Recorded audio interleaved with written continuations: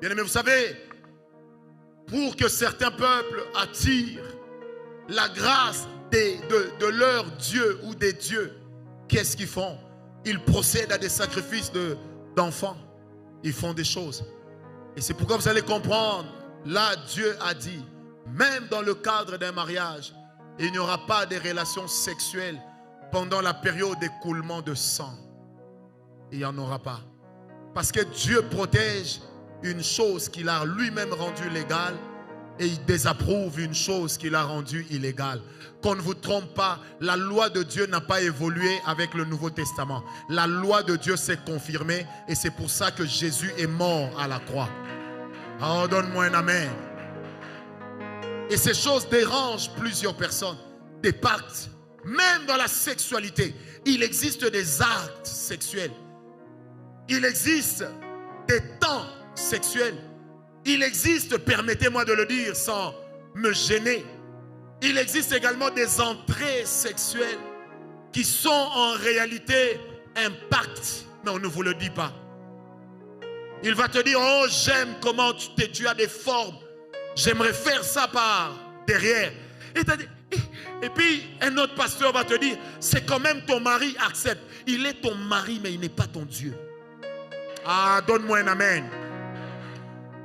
Et je vais te dire, et je pèse ce que je vais dire, je préfère quelqu'un qu'on répudie pour avoir obéi à Dieu qu'une femme qui garde son mariage pour avoir désobéi à Dieu.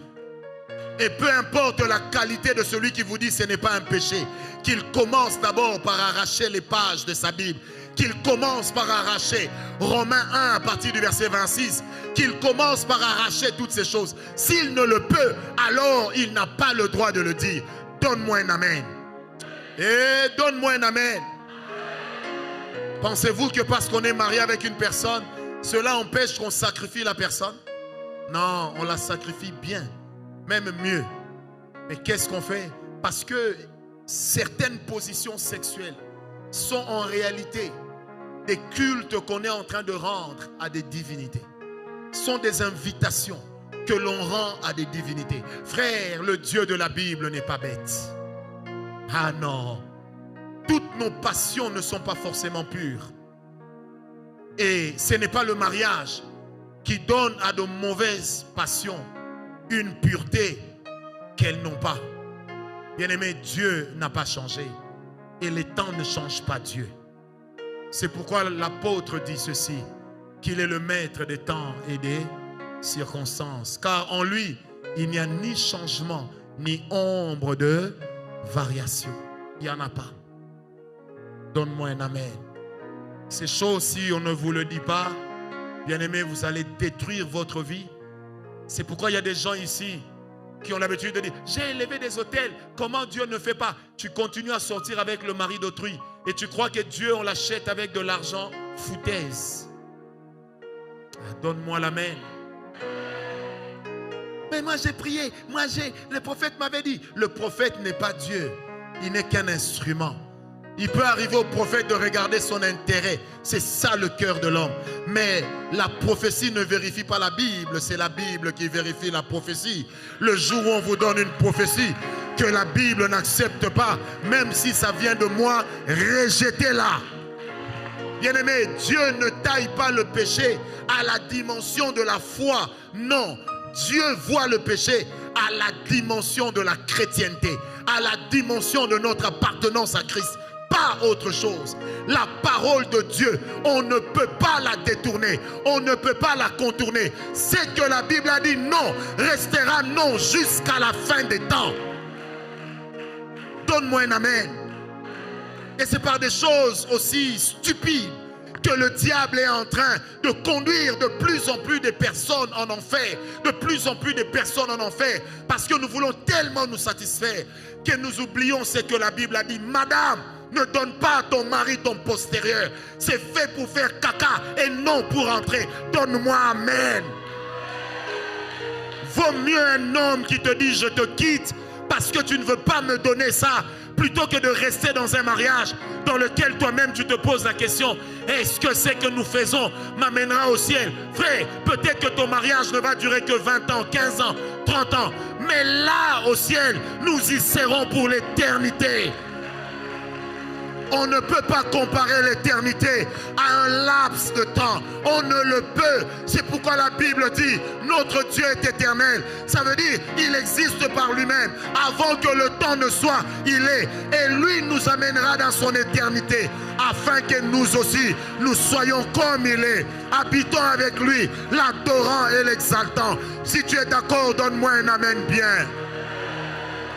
Frère, aucune alliance n'a le droit de violer les prescrits de la parole de Dieu. Je le dis avec sérieux. Aucune chose ne peut violer les prescrits de la parole de Dieu. Parce que Dieu est dans sa parole.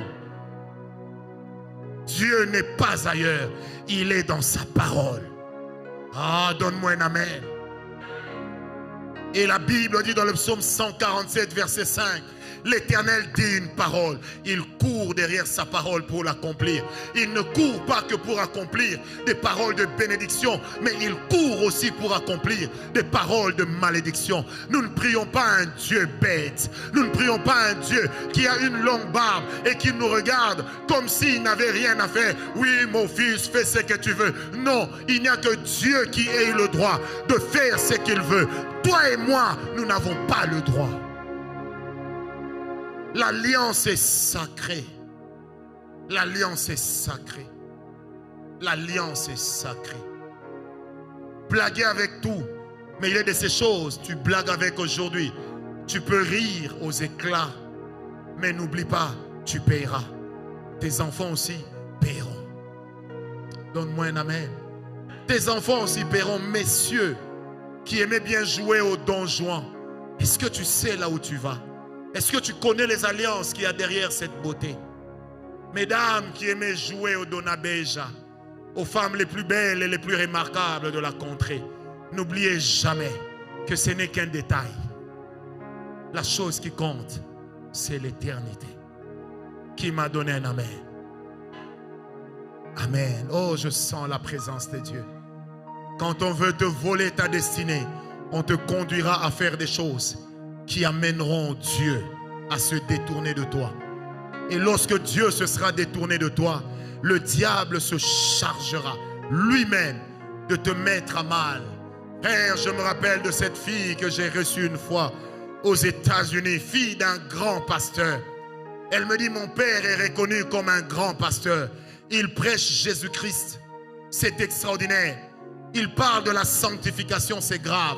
Il dit, mais quand mon père rentre à la maison, nous tous, nous faisons toujours des rêves de mari et femme de nuit. Je lui ai dit, comment tu peux expliquer?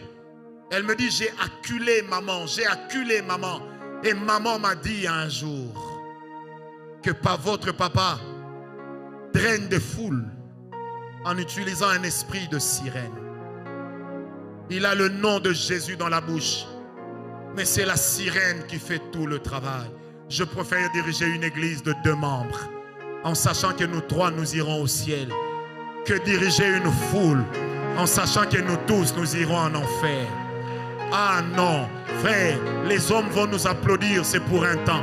Je préfère les applaudissements de Dieu.